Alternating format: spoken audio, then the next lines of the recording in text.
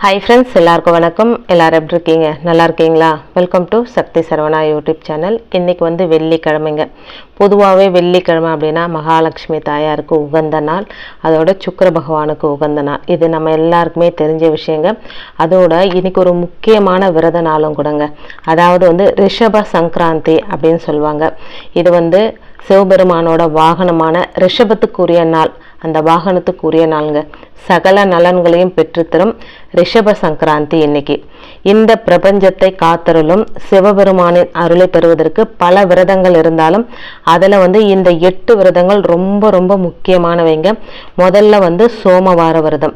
இந்த விரதம் திங்கட்கிழமை தோறும் அனுஷ்டிக்கப்பட்டாலும் கார்த்திகை மாத திங்கட்கிழமைகள் மிகவும் விசேஷமாக கருதப்படுங்க. அடுத்து பிரதோஷ விரதம். இந்த விரதம் ஒவ்வொரு மாதமும் பௌர்ணமி மற்றும் அமாவாசையிலிருந்து வர 13வது நாள் திரியோதசி திதியில கடைபிடிக்கப்படும் மிக விசேஷமான விரதம். 3வது விரதம் திருவாதிரை விரதம். மார்கழி மாசத்துல பௌர்ணமி அன்னைக்கு திருவாதிரை நட்சத்திரம் வரும் நாள்ல இந்த விரதம் கடைபிடிக்கப்படுங்க. 4வது விரதம் கல்யாண விரதம். பங்குனி மாத உத்திரத்தன்னைக்கு அம்பிகை உமையை சிவபெருமான் மனம் முடிச்சார். அன்றைய தினத்துல அதையொட்டி இந்த கல்யாண விரதம் கடைபிடிக்கப்படுதுங்க. 5வது விரதம் உமா மகேஸ்வர விரதம். சிவபெருமானின் அங்கத்தில் இடபாகத்தை பெற கடுமையான விரதம் மேற்கொண்டார் உமையம்மை. அதையொட்டி கார்த்திகை பௌர்ணமி அன்னைக்கு கடைபிடிக்கப்படும் விரதம் இந்த உமா மகேஸ்வரி விரதம். 6வது விரதம் மகா சிவராத்திரி விரதம். மாசி மாதம் தேய்பிறை சதுர்த்தசி அன்னைக்கு இந்த விரதம் கடைபிடிக்கப்படுங்க. ராத்திரியில கண் விழித்து சிவபெருமான் கோவிலில் நடைபெறும் அபிஷேக ஆராதனைகளை கண்டுகளித்து அனைத்து வயதினராலும் பக்தியோடு கடைபிடிக்கப்படும் விரதம் இந்த மகா சிவராத்திரி விரதம். 7வது விரதம் ரிஷப விரதம். வைகாசி மாத வளர்பிறை அஷ்டமி தினத்தன்று கடைபிடிக்கப்படும் விரதம் இந்த ரிஷப விரதம். 8வது விரதம் சூல விரதம். இந்த விரதம் தை அமாவாசை அன்னைக்கு கடைபிடிக்கப்படுங்க.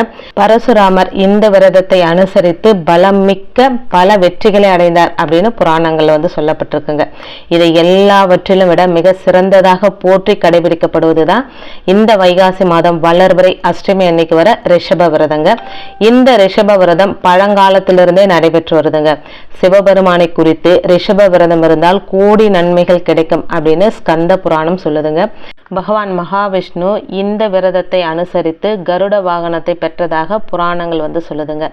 இந்திரன் இந்த விரதத்தின் மகிமையால் ஐராவதத்தையும், சூரிய பகவான் 7 குதிரைகளை கொண்ட தேரையும், குபேரர் புஷ்பக விமானத்தை பெற்றதாகவும் ஐதீகம் இருக்குங்க. அந்த வகையில் அத்தனை ஒரு விசேஷமான நாள் தாங்க இன்னைக்கு. அந்த காலத்தில் இந்த ரிஷப விரதம் மன்னர்கள் தங்களுடைய ராஜ்யத்தை விரிவுபடுத்தவும் செல்வத்தை இரட்டிப்பாகவும் அனுசரிச்சுட்டு வந்தாங்களாங்க. தற்போதைய காலத்திலும் நாடு முழுவதும் உள்ள பக்தர்கள் தங்கள் வாழ்க்கையில் உள்ள அனைத்து கவலைகளுக்கும் முற்றுப்புள்ளி வைத்து வாழ்க்கையில செழிப்பையும் மகிழ்ச்சியும் பெற இந்த ரிஷப விரதத்தை அனுஷ்டிக்கிறாங்க. சிவபெருமானின் வாகனமாக இருக்கும் ரிஷபத்திற்காக மேற்கொள்ளப்படும் விரதம் இது அப்படின்னும், சிவனுக்காக இருக்கும் விரதங்கள்லயே இந்த விரதம் தான் பலம் மிக்க விரதம் அப்படின்னு சொல்லப்படுதுங்க. இதை ரிஷப சங்கராந்தி அப்படின்னு சிறப்பித்து சொல்றாங்க. இந்த விரத நாள்ல எப்பவும் போல காலையில எழுந்து குளிச்சுட்டு சிவபெருமானை வணங்கணும் அப்படின்னும், நம்ம சாப்பாடு எதுவும் சாப்பிடாம நம்மிடம் வெள்ளியால் செய்யப்பட்ட ரிஷப விக்கிரகம் இருந்தா அதுக்கு பூஜை செய்யலாம். அப்படி இல்லைன்னா உங்ககிட்ட சிவலிங்கம் அதோட சேர்த்து நந்தி பகவான் எந்த வடிவத்துல இருந்தாலும் அதுக்கு இன்னைக்கு அபிஷேகங்கள் அலங்காரங்கள்லாம் செய்யலாங்க. இல்லாதவங்க, அதாவது விக்கிரகம் இல்லாதவங்க சிவபெருமான் படத்திற்கு அலங்காரம் செய்வித்தும் பூஜை செய்யலாங்க. ரிஷப விரதம் அன்னைக்கு சிவபெருமானுக்கு அன்னம், பாயாசம் இதெல்லாம் நெய்வேத்தியமா வச்சு சிவபுராணம், சிவனுக்குரிய அஷ்டோத்திரம் போன்ற மந்திரங்களை சொல்லி துதித்து விரதம் இருந்தா அளப்பரிய நன்மைகள் கிடைக்கும் அப்படின்னு சொல்லப்படுதுங்க. விரதம் இருக்கிறவங்க இன்னைக்கு பட்டினியா இருக்க முடியாவிட்டாலும் பால் மற்றும் பழங்களை மட்டுமே சாப்பிட்டு விரதம் இருக்கலாம் அப்படின்னு சொல்லப்படுதுங்க. இன்னைக்கு உங்க வீட்டுக்கு பக்கத்துல இருக்கிற சிவன் கோயிலுக்கு போயிட்டு சிவ தரிசனம் செய்வதும் மிக முக்கியமான ஒண்ணுங்க. சிவனுக்குரிய இந்த முக்கியமான ரிஷப விரதம் இன்னைக்கு, அதாவது 14/6/2024 வெள்ளிக்கிழமை அன்னைக்கு கடைபிடிக்கப்படுதுங்க. எல்லாரும் இந்த விரதத்தை கடைபிடித்து சிவபெருமானின் அருளை பெற்று வாழ்க்கையில எல்லா வளங்களையும் கோடி நன்மைகளும் பெறலாம். பொதுவாகவே வெள்ளிக்கிழமையில வீடு சுத்தபத்தமா தாங்க இருக்கும். வியாழக்கிழமை அன்னைக்கு வீடெல்லாம் எல்லாம் க்ளீன் பண்ணி பூஜை அறையெல்லாம் க்ளீன் பண்ணி ரொம்ப நீட்டாக அழகாக அலங்காரம் பண்ணி வச்சுருப்போம். இந்த ரிஷப சங்கராந்திக்கு அப்படின்னு நம்ம தனியாக எதுவும் செய்யணுன்ற அவசியம் கிடையாதுங்க. வெள்ளிக்கிழமையில் வந்திருக்கிறது ரொம்ப ரொம்ப விசேஷங்க.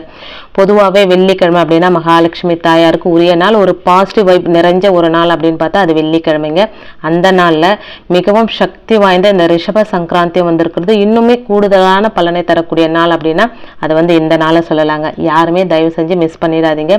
எளிமையான முறையில் நம்ம வழிபாடு செஞ்சாலே போதுங்க.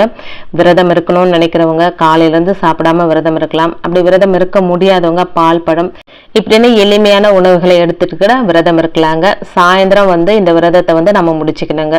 சாயந்தரம் எப்படி மகாலட்சுமி தாயார் பூஜை பண்ணுவோம், மகாலட்சுமி தாயாரோட சேர்த்து சிவபெருமானையும் நம்ம வழிபாடு செஞ்சுக்கலாங்க. முடியும் அப்படின்றவங்க பக்கத்தில் இருக்கிற சிவன் கோயிலுக்கு போயிட்டு சிவபெருமானை தரிசனம் பண்ணிட்டு அதோட நந்தி பகவானையும் தரிசனம் பண்ணிட்டு நம்மளுடைய வேண்டுதல்கள் என்ன இருக்கோ அதை வந்து அவரோட பாதத்தில் வச்சுட்டு வரலாங்க.